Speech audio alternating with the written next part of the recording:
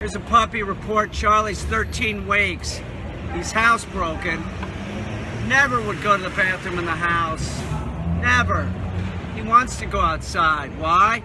Because from day one, I started taking charge. I slept in my clothes. You know? It was... Getting a puppy or getting a dog, dogs aren't about convenience. And if you want the dog trained, you have to do things like that. Sleep in your clothes, get the dog out, start having success. Now, as you see, he's still real mouthy, that's fine. You know, he still has his milk teeth in, and he's still pretty much a maniac. But he can do the weave pulls at 13 weeks. Wait, here, wait, here. I can't even keep up, dude. He started doing down this morning.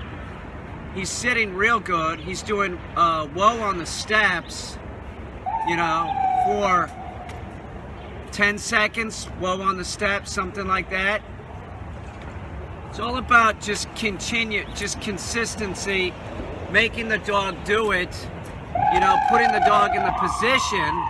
That's how I learned the weave pull so quick. We just get the dog to start doing it. We make sure that the dog's, it's muscle memory. So you just start getting the dog to weave through the pulls, and then they start doing it. And you start getting the dog to sit, they start doing it. Do you understand? It's muscle memory. Don't use food to train your puppy. Don't use food, it's a mistake. It conditions the dog to be excited. It makes you look like a resource for snacks. It screws up the status of the dog. It'll, you know, don't do it. It's ridiculous. This is something that's been going on for the last 25, 30 years. This shit, this purely positive method, which is not science-based.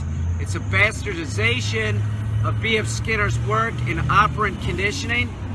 Operant conditioning is about both the positive and the negative and the alleviation of both. It's not just about the positive portion. In other words, you can train a dog to like jump over something using food purely positively, that's true, but what you can't train the dog to do is to be a good citizen in the human world. This is a social animal. You need to start interacting with the dog appropriately. Make sure that the dog knows that you're a larger entity. You're you know, that needs to listen to the human. His little tail is just going crazy. Can you believe this guy can do the weave pulls at 13 weeks? Ah! This is a great job for me. It is, and as a dog, the owner scored. This is a very animated, cute, adorable, friendly, nice guy. The owner's very lucky to own this guy. It's awesome. The owner, this is a perfect dog for the owner too. The owner's like this young dude, you know. This dog's like athletic, it has a lot of energy. It's gonna be a perfect match. Absolutely perfect match. So,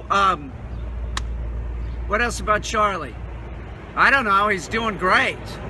Just continue on track with your puppy and train the puppy daily. Don't be like, well, I'm not gonna train the dog for 4 days and then train the dog. Or I'm only gonna train the puppy on the weekends.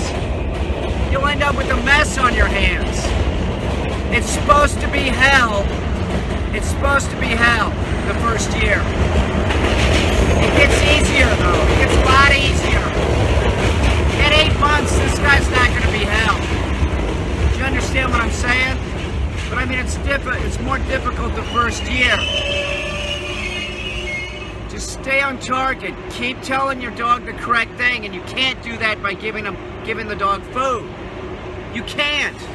Don't do that. That is just shit that's put out by unscrupulous people that just want your money. They just want your fucking money. That's why they're telling you you can train your dog with a purely positive method. It does not work. We have 4 million dogs died every year because of improper training. And that's what that is. Food training is improper training. It's fucking stupid. It is. It's stupid. Can you believe it? So essentially we have a dog that's doing everything rudimentarily at 13 weeks. And I don't even know if you would call the weave pulls what he's doing. Man, he's doing it awesome. This dog is a monster at the weave pulls. Just take your time, be consistent, be thorough. Oh, hold, we're still working on hold. We're using a puppy bumper, and he can, you know, it's a difficult thing for a dog to learn, so he's right on target with that too. You know, he sort of puts up a fuss, but he's gonna get that too. He's gonna get all this stuff. He's awesome. We're not even worrying about the e-collar yet. I had it on him for a couple hours the other day. We're not gonna worry about it. He'll be fine with it. What else? He's trying to sit in his water bowl, stand in the water bowl. Not his, but it's like the community water bowl. It's big. He could almost fit. We don't want him to do that, so I watch him and don't let him do that. Don't let bad behavior start, but because he's sitting, he wants to sit in the water bowl and stand in the water bowl, that's an indication we have a water dog on our hands. He's gonna love water retrieving. So as soon as we get upstate, we're gonna, if the water's warm enough, I'm taking him swimming in Lake Seneca. We don't really have to teach him how to swim. He'll know naturally. We'll just sort of wade in with him, and he's gonna be awesome. He's awesome. Little Charlie, what a guy. Such a good job. It is. He's such a good dog. Look at him. He's adorable. You couldn't ask for a better dog, right, Charlie? He's a good boy. Caine, put me down. I want to fucking piss on something.